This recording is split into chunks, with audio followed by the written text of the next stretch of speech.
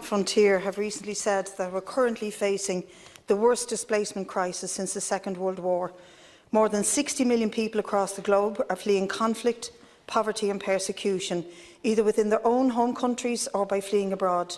And some examples which are given by UNHCR: 1.2 million people made it into the European Union by sea routes in 2015 alone, and 3,771 of them went missing at sea and died trying to get there. 85% of arrivals to the EU come from the world's top 10 refugee-producing countries. 7.6 million Syrians have been internally displaced, with a further 4.1 million having fled to Egypt, Iraq, Jordan, Lebanon and Turkey, the countries that are bearing the brunt of the refugee crisis since the start of the nation's civil war in Syria in 2011. 395,000 Syrians have sought refuge in Europe since April 2011.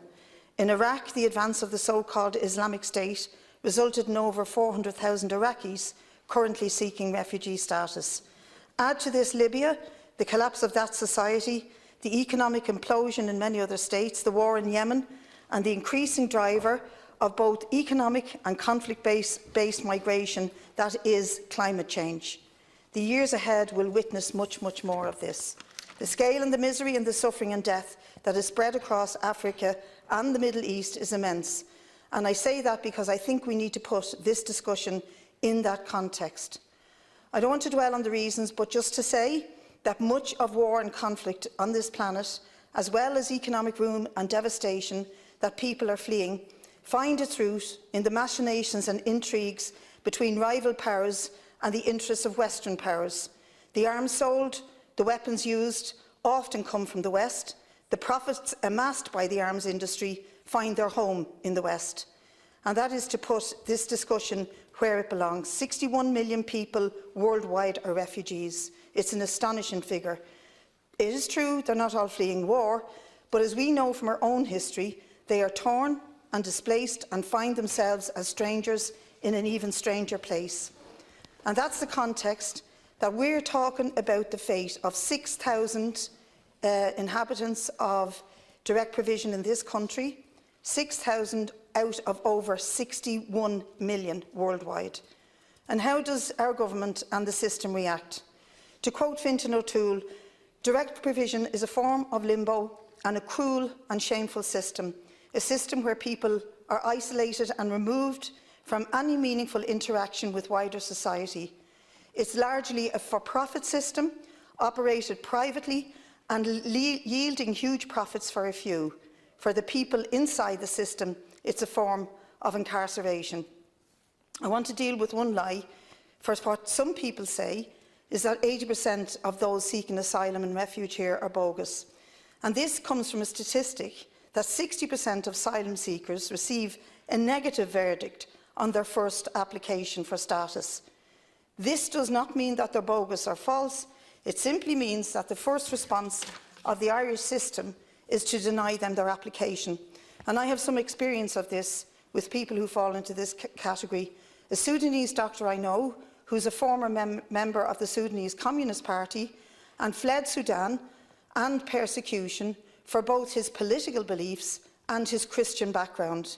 His case was well known, as was he. It was even contained in a UN report on the persecution of the political opponents of the Sudanese regime. The case was refused. It was utterly genuine, but the Irish system ruled against him on the first application. And that's just to give an example of what some people say are bogus applications. Across this country, there are voices that are misinformed, and I have an empathy with them because of the way the question of how direct provision centres were to be opened in the last few months. And I think we have to start by saying that across rural Ireland in particular, resources have been depleted. Resources in access to medical care, to schools, to local bus services, to post offices, to Gardaí. And rural Ireland feel abandoned. And on top of that, when direct provision centres are opened, crucially without containing a medical centre. And I think the Minister asked at the beginning, anybody got any ideas about how to approach this differently? with every direct provision centre should come a medical centre for the people who live there. But on top of that, I think there does have to be consultation with local communities, and it doesn't seem to happen in advance. I know you're smiling there, Minister, and I know you will come back on this, but I think it's important. But there are others out there who are full of hatred and vitriol and try to spread misinformation and try to normalise their own prejudice and their own hatred. And I'm not directing my message to them because they don't want facts. They only want to misinform and to pluck out selective information that can back up their fanatical claims that we, the Irish nation, are being replaced and are under threat, that our culture is disappearing. This is rubbish, and it's dangerous rubbish.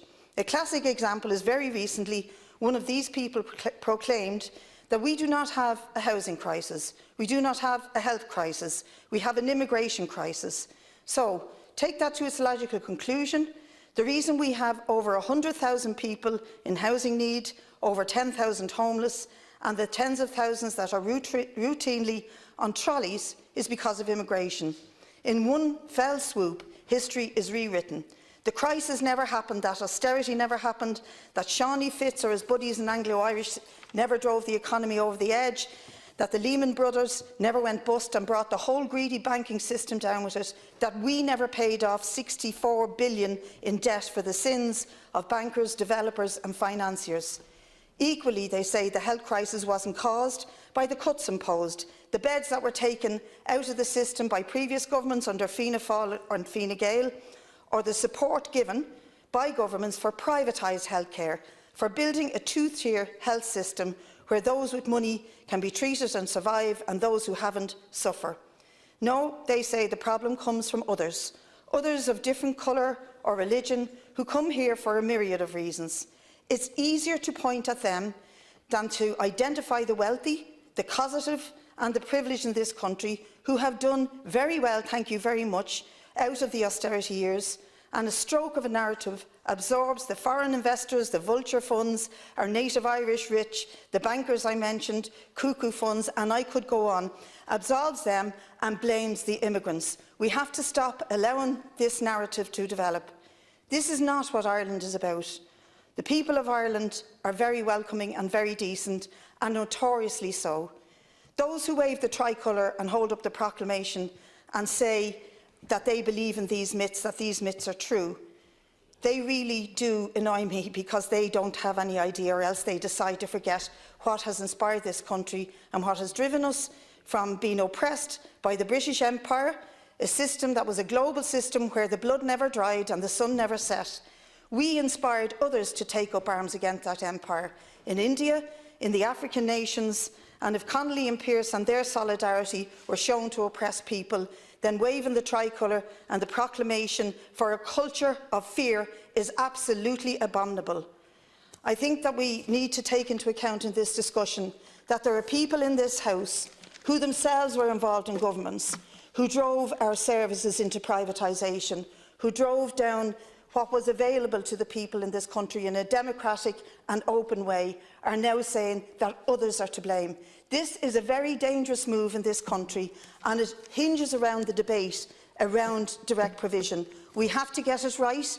We have to treat those who need our refuge, who need our sanctity and who need our support, as is our obligation. We have to get it right, we have to do it right, and we have to talk to people in isolated rural areas who are fearful of the consequences for their own services and their own towns and cities. And unless we do that, we have a battle on our hands. But the first battle is for the truth. And that's why I wanted to say my remarks are being addressed to the decent people out there, not those who wish to peddle their lies and filth. They're not worth it. But there are tens and tens of thousands of decent people out there who will get it when the finger is pointed at those who are to blame. The very wealthy and the governments who back them up, who increase the inequality in this country and leave the people homeless and lying on trolleys without any real care about them, without making any real difference over the years that they have been in power.